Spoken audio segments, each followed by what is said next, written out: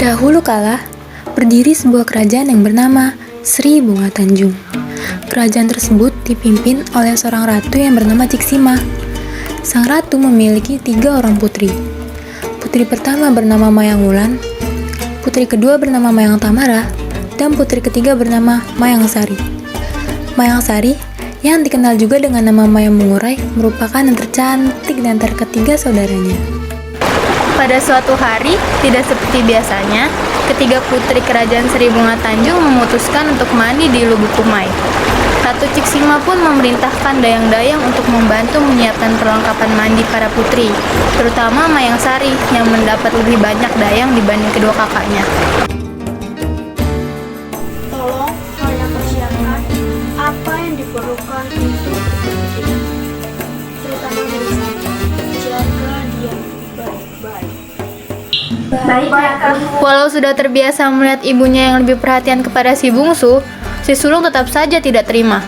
Ia berpikir seharusnya ialah yang mendapat pelayanan lebih, mengingat ia adalah putri mahkota kerajaan Sri Bunga Tanjung, calon orang yang paling berkuasa di seluruh kerajaan.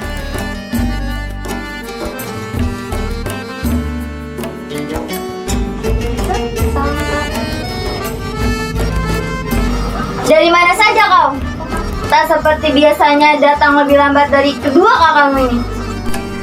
Sudah, tidak usah bertengkar sekarang. Sebaiknya kita masuk ke dalam sekarang. Ada banyak hal yang harus kita bahas terkait festival tahunan kerajaan. Dikarenakan sibuk membersihkan diri, mereka tidak menyadari bahwa ada Pangeran Empang Kuala yang sedang mengintip mereka dari balik semak-semak. Sang pangeran sangat terpesona melihat kecantikan Mayang Sari. Pangeran Empang Kuala pun bergumam lirih. Gadis cantik di Lubuk Kumai. Cantik di Kumai. Ya. Di Kumai. Sang pangeran lalu pulang ke kerajaannya. Ia meminta sang ayah untuk mengirim pinangan kepada putri bungsu dari kerajaan Sri Bunga Tanjung tersebut.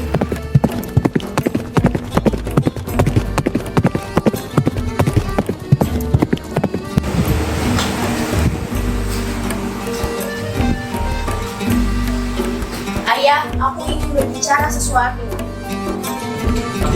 Apa ada masalah dengan kerajaan lain? Aku ingin meminang salah satu putri dari kerajaan Sri Bunga Tanjung. Yang berhasil memikat hati putraku ini sampai-sampai putraku ingin meminangnya. Baiklah, besok ayah akan mengirim utusan dari kerajaan kita. Ayah yakin pasti kerajaan Sri Bunga Tanjung akan menerima pinangan dari kerajaan kita. Keesokan harinya, kerajaan Empang Kuala pun mengirim utusan untuk meminang putri Mayang Sari.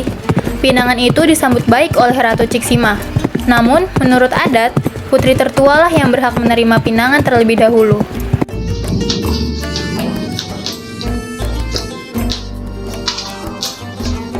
Yang Mulia Ratu Ciksima, saya utusan dari Kerajaan Empang Kuala ingin menyampaikan pesan dari Pangeran Empang Kuala.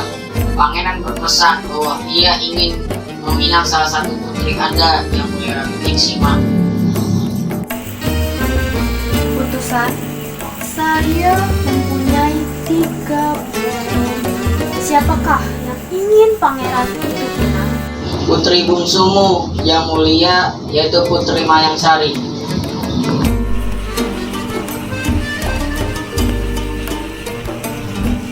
Maaf, saya belum bisa menerima pinangan tersebut. Karena menurut adat, putri tertualah yang berhak menerima pinangan terlebih dahulu. Karena mendapat penolakan, utusan tersebut kembali menghadap sang raja dan Pangeran Empang Kuala.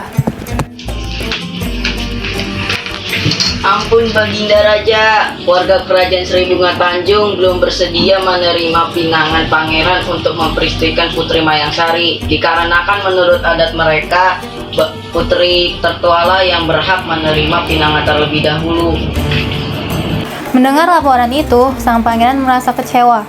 Melihat putranya yang kecewa, Raja Empang Kuala pun tidak terima. Ia juga merasa telah dipermalukan. Sialan, mengapa mereka tidak menerima pinangan dari putraku? Memangnya mereka tidak tahu siapa aku? Aku tidak terima. Maka, datanglah rombongan Raja Empang Kuala ke kerajaan Sri Bunga Tanjung. Kerajaan Sri Bunga Tanjung menyambut baik kedatangan Raja Empang Kuala. Bahkan, beberapa dayang berbisik mengagumi betapa megahnya kereta kuda sang raja dan banyaknya bawahan yang mengikuti dari belakang. Ratu Ciksima yang melihat kedatangan Raja Empang Kuala dari balik jendela pun merasa cemas. Meskipun penyambutan telah ia berikan sebaik mungkin, tetapi bukan itu yang ia cemaskan. Ratu Ciksima menimbang-nimbang bagaimana cara ia menghadapi raja dari kerajaan besar satu ini. Salam, Yang Mulia Ratu Sri Bunga Tanjung. Kembali salam Baginda Raja Empang Kuala. Apa gerangan Baginda Raja repot-repot datang ke kerajaan Sri Bunga Tanjung? Hahaha, jangan terlalu kaku Ratu. Lagi pula akan ada hubungan lebih di antara kerajaan kelak nanti. Maafkan saya Baginda Raja Empang Kuala. Sepertinya saya tidak betul-betul menangkap apa yang Anda coba katakan. Hahaha, candaan Ratu sungguh membuat jiwa tua ini terhibur. Anda tahu kan beberapa hari yang lalu kami telah mengirim utusan kami. Tapi utusan kami mengirim balasan yang tidak pernah kami duga. Jadi, tanpa basa-basi lagi Ratu, yang saya inginkan adalah terimalah pinangan putraku atau kerajaan Empang Kuala akan menghancurkan kerajaan Sri Bunga Tanjung sampai berkeping-keping.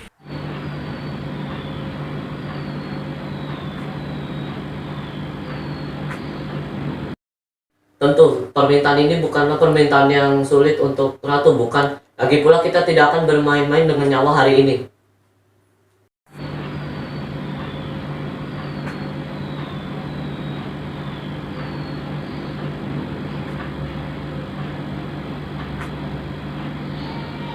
Kita tidak dapat melanjutkan obrolan kita di hari ini. Kita lanjutkan di hari lain saja. Sepertinya saya lihat Ratu kurang sehat. Jadi saya pamit undur diri dulu. Salam.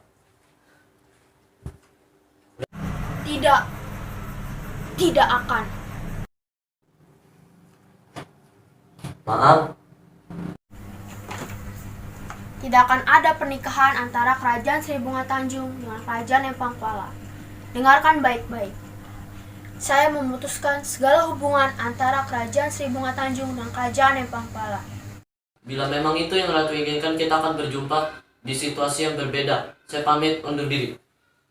Setelah itu, Raja Empang Kuala pun pulang dengan amarah yang meluap-luap. Pangeran Empang Kuala yang tidak mengetahui apa yang terjadi merasa penasaran. Lalu bawahan raja yang pernah menjadi utusan itu menjelaskan apa yang telah terjadi di kunjungan mereka ke kerajaan Sri Bunga Tanjung. Sungguh keterlaluan mereka memperlakukan ayah tanpa rasa hormat, ayah. Sudah diputuskan, kita harus menyerang kerajaan Sri Bunga Tanjung setelah perlakuan tidak tahu diri mereka kepada kerajaan Empang Kuala. Pokoknya, aku akan melakukan segala cara untuk mendapatkan Putri Maya Mengurai menjadi istriku. Maka pertempuran antara kedua kerajaan itu tak dapat dihindari lagi. Pertempuran terjadi dengan sangat dahsyat, sehingga Ratu Ciksima segera menyembunyikan ketiga putrinya di sebuah gua besar yang berada di hutan. Untuk sementara waktu, kalian bersembunyi di sini. Keadaan kerajaan sekarang tidak aman. Ini bakal makanan untuk 3 bulan. Jaga diri kalian baik-baik. Dan kalian jaga ketiga putri saya dengan baik. Terutama Mengsari. Saya tidak mau putri saya kenapa-napa. Baik Ratu, kami akan menjaga ketiga putri Ratu. Setelah itu, sang ratu kembali menghadapi pasukan Pangeran Empang Kuala. Sudah 3 bulan berlalu, tetapi pertempuran itu tak kunjung usai. Memasuki bulan keempat, rakyat kerajaan Sri Bunga Tanjung banyak yang gugur. Diceritakan bahwa pasukan Pangeran Empang Kuala juga sangat letih menghadapi pertempuran itu. Kita beristirahat terlebih dahulu. Kita lanjutkan nanti. Sang pangeran beristirahat di bawah pohon bakau di hilir Sungai Umai. Menjelang malam, secara tiba-tiba, para pasukan tertimpa beribu-ribu buah bakau. Melihat kenyataan itu, sang pangeran memerintahkan pasukannya untuk segera pulang kembali ke kerajaan Empang Kuala. Ratu Ciksima pun sangat senang, karena rencana kecilnya itu ternyata berhasil memukul mundur lawan, walau hanya sementara.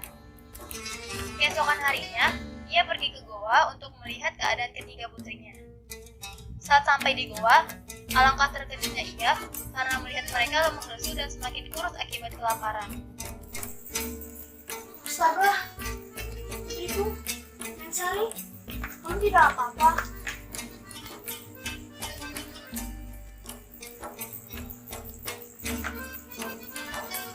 Kenapa Mengsari sampai kelaparan begini? Kalian kenapa bisa seperti ini? Apa ibu lupa? Makanan yang ibu berikan hanya untuk 3 bulan. Dan sekarang sudah lebih dari 3 bulan, Bu. Kami di sini kelaparan, Bu.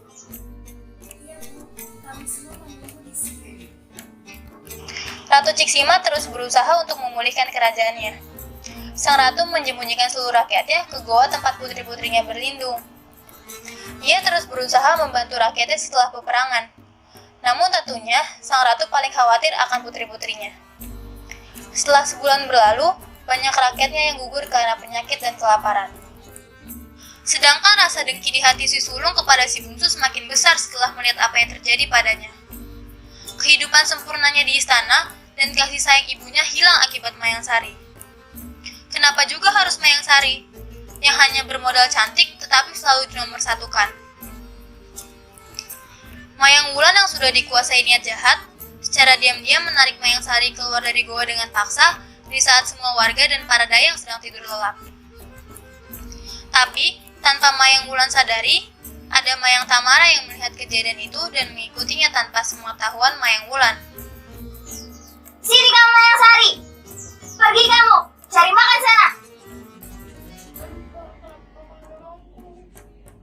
Halah, jangan belaga sok suci kamu. Sudahlah, kamu pergi cari makan sana. Sudah berhari-hari kita tidak makan karena anak malas seperti kamu. Kerjaanmu hanya melihat yang lain susah-susah membuat api dan mencari patin. Dasar anak tidak tahu diuntung, merepotkan, tidak berguna. Nak, apa yang kau lakukan? Mengapa kau menyuruh Mayang Sari mencari makan di saat seperti ini?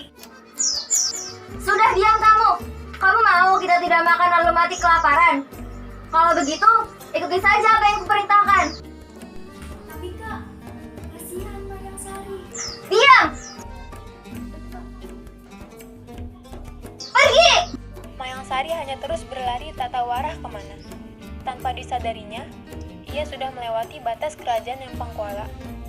Pangeran Empangkuala yang sedang berpatroli bersama prajurit-prajuritnya terkejut melihat kemunculan Mayang Sari. Sang pangeran yang tidak ingin kehilangan kesempatan emas ini pun segera menangkap putri Mayang Sari dan menyandranya. Sudah, kamu diam saja. Aku akan mengirim utusan ke Ratu Keras Kepalamu. Utusan kerajaan Empangkuala pun kembali dikirim menghadap Ratu Ciksima yang sedang mengobati salah satu anak kecil di gua tempat pengungsiannya.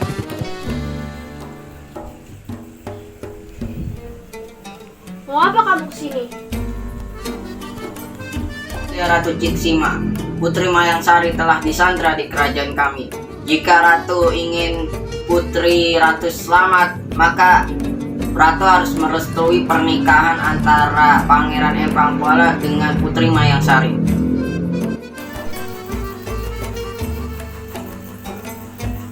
Tidak, saya tidak akan pernah menikahkan putri saya dengan Pangeran Empangkuala. Keesokan harinya, tiba-tiba saja kerajaan Empangkuala kembali menyerang kerajaan Sri Bunga Tanjung. Gua tempat persembunyian mereka dibongkar, harta-harta istana dirampas, rakyat yang tertangkap dibunuh dan anak-anak dibawa untuk dijadikan budak. Melihat kejadian itu, Putri Wulan menyesal akan perbuatan yang telah ia lakukan. Ia pun bersama dengan Putri Tamara menangis sambil memohon kepada sang ibu agar berdamai dengan kerajaan Empangkuala. Ibu, biarkan saja Mayang Sari menikah dengan pangeran, supaya tidak ada lagi peperangan. Benar, Bu. Benar kata kakak. Sebaiknya, ibu mesti saja menikah dengan Empangkuala dengan Mayang Sari. Ibu tidak akan pernikahan Pangeran Hasan. Sudah banyak cara yang dilakukan sang ratu untuk membuat kedua kerajaan berdamai. Tetapi tidak ada satupun kesepakatan yang berhasil didapat. Ini adalah yang kesekian kalinya Ratu Ciksima datang ke kerajaan Empangkuala. Yang saya inginkan adalah pernikahan putraku dengan putrimu, Ratu Ciksima. Tidak mungkin. Saya tidak akan menyerahkan Mayang Sari, apalagi dengan putra yang kasar itu. Sang ratu sangat kebingungan. karena kerajaan mereka sudah sangat kewalahan menghadapi serangan dari kerajaan Empang Kuala. Melihat sang ibu yang kesusahan, Putri Mayang Wulan semakin merasa bersalah. Aku akan mencari bantuan agar Mayang Sari terbebas dari kerajaan Empang Kuala dan juga agar kerajaan dapat pulih kembali. Mayang Wulan terus saja berlari membelah hutan, tidak mempedulikan telapak kakinya yang terluka akibat ranting-ranting tajam yang diinjaknya. Sampai akhirnya, ia melihat sebuah pintu gerbang di depannya.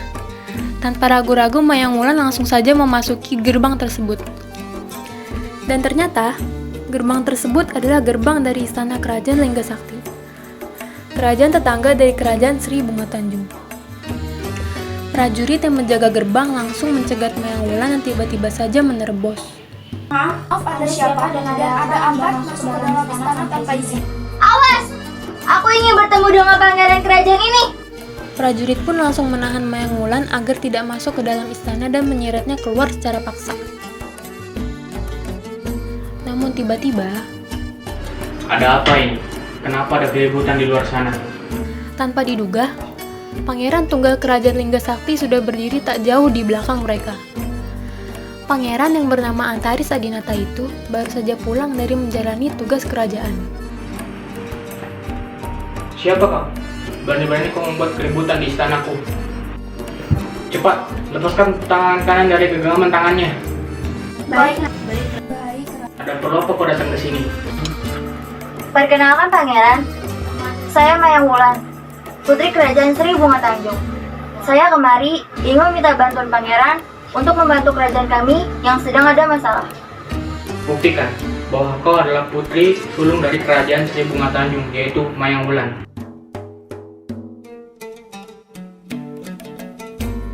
Semuanya, mari kita sambut putri mahkota dari kerajaan Sri Bunga Tanjung. Aku sudah mengetahui peperangan itu. Apa imbalan yang akan kamu berikan jika aku membantu kerajaanmu dalam perang tersebut? Saya tidak menyiapkan imbalan apapun pangeran. Apabila pangeran berkenan, saya akan perbincangkan dengan ratu, ibu saya. Baiklah, saya akan menunggu imbalan tersebut dan saya akan segera mengirim prajurit saya untuk membantu kerajaan Sri Bunga Tanjung untuk melawan kerajaan Empang Kuala. Terima kasih pangeran. Terima kasih. Kerajaan Sri Bunga Tanjung pun menerima bantuan dari kerajaan Lingga Sakti. Mereka saling bekerja sama untuk mengalahkan kerajaan Empang Kuala. Beberapa bulan kemudian, akhirnya mereka berhasil melumpuhkan serangan kerajaan Empang Kuala di istana kerajaan Empang Kuala sendiri. Pertahanan sudah teruntukkan raja. Segera tinggalkan hubungan dengan kerajaan Sri Bunga Tanjung. Jangan dengarkan dia, ayah. Pangeran tak berantai itu hanya ingin menghancurkan kerajaan kita. Lebih baik aku mati daripada tunduk kepadamu. Aku adalah Raja Empang Kuala. Ternyata di tengah-tengah kericuan tersebut, Pangeran Empang Kuala yang merasa buntu diam-diam melarikan diri dari medan perang dan kabur ke hutan. Di mana pangeran pemikir itu? Di saat kerajaannya sudah diambang kehancuran, dia malah pergi entah kemana. Dasar pangeran tak bertanggung jawab. Mereka yang menyadari hilangnya Pangeran Empang Kuala pun mencari keberadaannya. Setelah dicari-cari, mereka tidak menemukan keberadaan Pangeran Empang Kuala. Ada? Di mana di sana? Tidak ada. Ruang di sana? Di sini tidak ada. Benar, sudah kau cari. Benar, Pangeran. Putri mereka. Mengingat tujuan utamanya adalah untuk menyelamatkan Putri Mayang Sari, Pangeran Antaris segera berlari mengelilingi istana mencari-cari Putri Mayang Sari.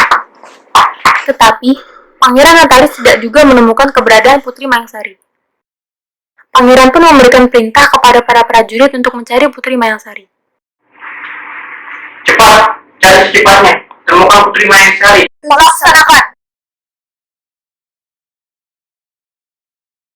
Malam telah berganti. Namun, belum ada seorang prajurit pun telah kembali.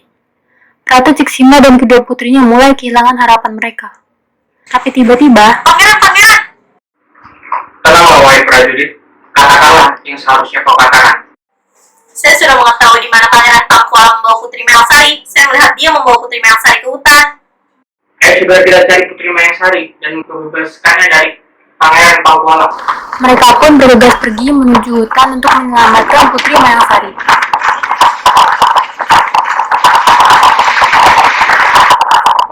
Di sana. Akhirnya, Pangeran Antares berhasil membebaskan Putri Mayangsari dari Pangeran Empangkuala. Pangeran Antares pun membawa Putri Mayangsari kembali ke kerajaan Sri Bunga Tanjung. Dari situlah benih-benih cinta tumbuh di antara mereka.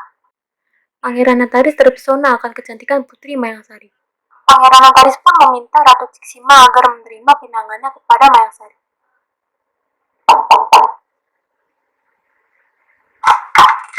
Pangeran, Maaf mengganggu Yang Mulia Ratu.